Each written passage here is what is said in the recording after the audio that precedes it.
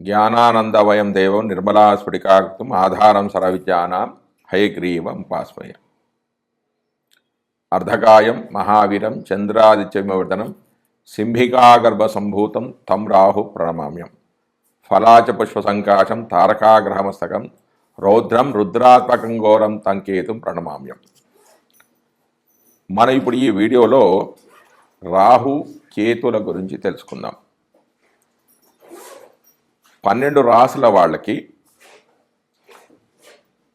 రాహు ఎక్కడుంటే ఎలాంటి ఫలితాలు వస్తాయి, కేతువు ఏ రాశిలో ఉంటే ఫలితాలు వస్తాయని నేను ఇప్పుడు నీకు చెప్పబోతున్నాను. ఇప్పుడు నేను కేవలం రాసులే చెప్తున్నాను, స్థానాలు కాదు. లగ్నాతు ఎక్కడున్నాడు, లగ్నాత్ రాహు ఎక్కడున్నాడు, లగ్నాత్ కేతువు ఎక్కడున్నాడు, ఏ స్థానంలో ఉన్నాడు అనేది నేను చెప్పడం లేదు. కానీ మీరు దీనికి లగ్నానికి కూడా అన్వయించుకోవచ్చు. సహజ రాశిచక్రంలో రాహుకేతులకు ఎలాంటి ఆధిపత్యం లేదు. కానీ వృశ్చిక రాశిలో కేతువు, కుంభరాశిలో రాహువు మంచి ఫలితాలు ఇస్తారు. అంటే వాళ్ళకి చాలా బలం అనేది ఎక్కువగా ఉంటుంది. రాహువు అంటే నార్త్ నోడ్, కేతువు అంటే సౌత్ నోడ్. ఈ జన్మలకు కారణం ఏంటంటే రాహు వలనే మనం ఈ లోకంలోకి వచ్చాం. రాహు కోరికలకు కారకుడు. వీటి గురించి పరాశర జ్యోతిశాస్త్రంలో ఎక్కువగా వ్రాసి ఉంది. మిగతా నాడి గ్రంథాల్లో అంతగా వివరాలు లేవు. మనం జాతక చక్రాన్ని పరిశీలించినట్లయితే రాహుకి లగ్నానికి సంబంధం అనేది ఉంటుంది. అది ఏ విధంగా ఉంటుందంటే లగ్నాధిపతితో కానీ, లగ్నంలో కానీ ఉండవచ్చు, లగ్న నక్షత్రాధిపతితో కానీ సంబంధం అనేది ఉంటుంది. రాహు ఈ లోకంలోకి మనం రావడానికి కారణం. భగవద్గీతలో ఇలా రాసి ఉంది, మనిషి అంతిమ సమయంలో ఏది కోరి శరీరాన్ని వదులుతాడో అదే రూపాన్ని పొందుతాడు. అంటే ఉదాహరణకు ఒక వ్యక్తి మరణించే సమయానికి ఏనుగును తలుచుకున్నాడు అనుకోండి, తర్వాత జన్మలో అతడు ఏనుగై పుడతాడు. గత జన్మలో తీరకుండా ఉన్న కోరికలను తీర్చుకోవడానికి మనం ఈ జన్మ ఎత్తుతాం. భృగునంది నాడి చదివితే ఇది తెలుస్తుంది. అంటే రాహు మాయ, కోరిక, డిసైర్స్, పొందాలనే వాంఛ ఉంటుంది. రాహు భౌతిక సుఖాలను ఇస్తాడు. కొందరు దృష్టిలో ఏంటంటే ఏం చెప్తారంటే మంచి కర్మలు చేస్తే జన్మ రాదు, చెడు కర్మలు చేస్తేనే జన్మ ఎత్తుతారు అని అంటారు. కానీ అది తప్పు.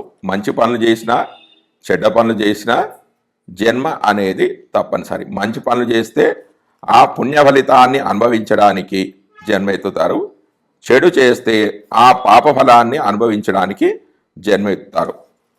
Rahu is a unfulfilled desire.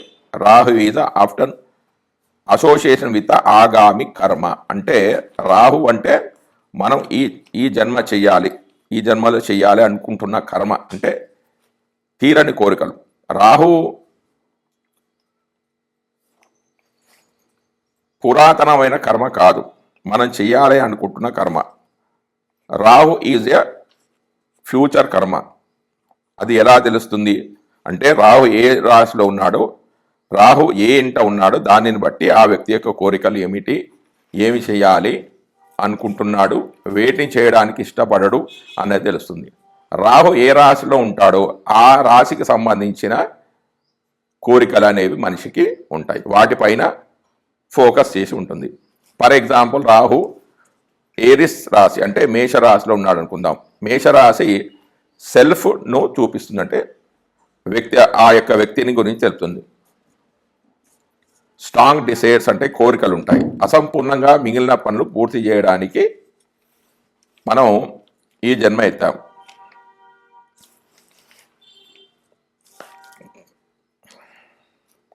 కాలపురుష చక్రంలో మేషరాశి అనేది మొదటి రాశి. మేషరాశి సెల్ఫ్ను సూచిస్తుంది, వ్యక్తి గురించి తెలియజేస్తుంది. రాహు అంటే ఈ జన్మలో చెయ్యాలి అనుకుంటున్నవి తెలియజేస్తుంటాడు. కేతు గత జన్మలో చేసిన కర్మల గురించి తెలియజేస్తాడు. అంటే గత జన్మలో మాస్టర్ డిగ్రీ పొంది ఉంది అంటే కేతు అంటే గత జన్మలో చేసిన లక్షణాలు మన ఈ జన్మలో కూడా ఉన్నాయి, అందులో మనం మాస్టర్ చేసి ఉన్నాం. రాహు అంటే ఈ జన్మలో మనం చేయాలి అనుకున్న పనులు. మరి ఏ పనులు చేయాలి? రాహు పనులు చేయాలి, కేతు పనులు చేయాలి. గత జన్మ నుంచి నేర్చుకొని వచ్చిన పనులు మరియు ఈ జన్మలో మనం కోరుకున్న పనులు, ఈ రెండు చేయాలి. వీటిని సమానత్వం చేయాలి. ఈ నోట్స్ రెండింటిని కూడా బ్యాలెన్స్ చేయాలి. అప్పుడే మోక్ష ప్రాప్తి అనేది మనకు కలుగుతుంది. ఈ రెండు పనులలో ఏదో ఒకటి చేసినా మనకు ఎంప్టీనెస్ అనేది ఉంటుంది. ఏదో కోల్పోయినట్లుగా శూన్యత అనేది ఉంటుంది. ఇక కేతు గురించి తెలుసుకుందాం. కేతు అంటే సౌత్ నోడ్, స్పిరిచువల్ గ్రోత్ను చూపిస్తుంది, ఆధ్యాత్మిక అభివృద్ధిని తెలుపుతుంది. కేతు అంటే గత జన్మలో నేర్చుకొని ఉన్నది, మనలో ఆల్రెడీ ఉన్న లక్షణాలు. ఇవి గత జన్మలోనే నేర్చుకొని ఉన్నాం, అందులో మాస్టర్ డిగ్రీ పొంది ఉన్నాం, గతంలోనే వాటిని అనుభవించి ఉన్నాం, తెలుసుకొని ఉన్నాం. కాబట్టి వాటి పట్ల శ్రద్ధ, ఇష్టత అనేది తక్కువగా ఉంటుంది. Rahu means attachment, Ketu means detachment. Ketu అంటే గత జన్మలోనే నేర్చుకొని ఉన్న వాటిని ఇప్పుడు చేయబుద్ధి కాదు. ఒక పనిని 10 సార్లు చేసి 11వ సార్లు చేయాలంటే బోరు కొడుతుంది కదా. ఎగ్జాంపుల్, ఒక సినిమా 10 సార్లు చూస్తే ఏ విధంగా బోరు కొడుతుందో ఆ విధంగా కేతువు పనులు అంటే హిడెన్ టాలెంట్, వీటిని చేయబుద్ధి కాదు. రాహువు నూతన ఆవిష్కరణలను, ఆ నూతనమైన ఆవిష్కరణలు అంటే ఇష్టం. మరి ఏది ఉత్తమం? రాహు కాదు, కేతు కాదు, రెండింటినీ కూడా బ్యాలెన్స్ అనేది చేయాలి. కేతు అంటే సంచిత కర్మ, అంటే అక్యుములేటెడ్ కర్మ అంట. దీన్ని అక్యుములేటెడ్ కర్మ సూచించింది. మంచి చేయాలా, చెడు చేయాలా అంటే రెండింటిని చేయాలి, రెండింటిని బ్యాలెన్సింగ్ చేయాలి. అప్పుడు అది మోక్ష ప్రాప్తికి కారణమవుతుంది.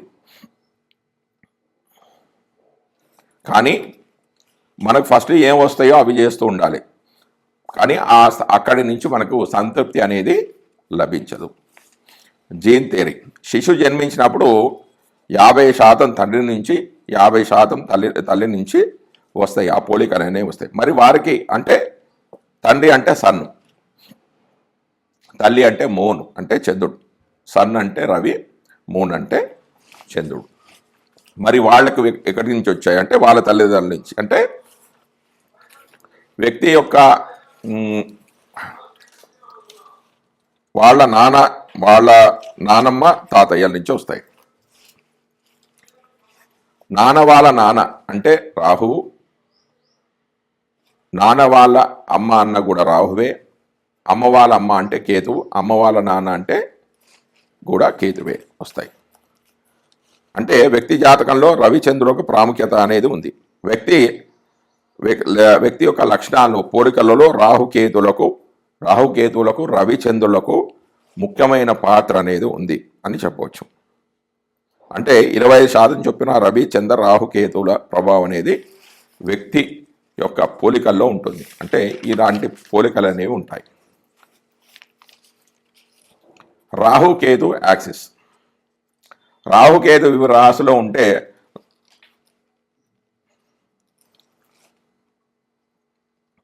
రాహుకేతు వివిధ రాశులలో ఉంటే వారి యొక్క లక్షణాలు తీసుకుంటే వ్యక్తి పోలికలు, అలవాట్లకు కారకుడు.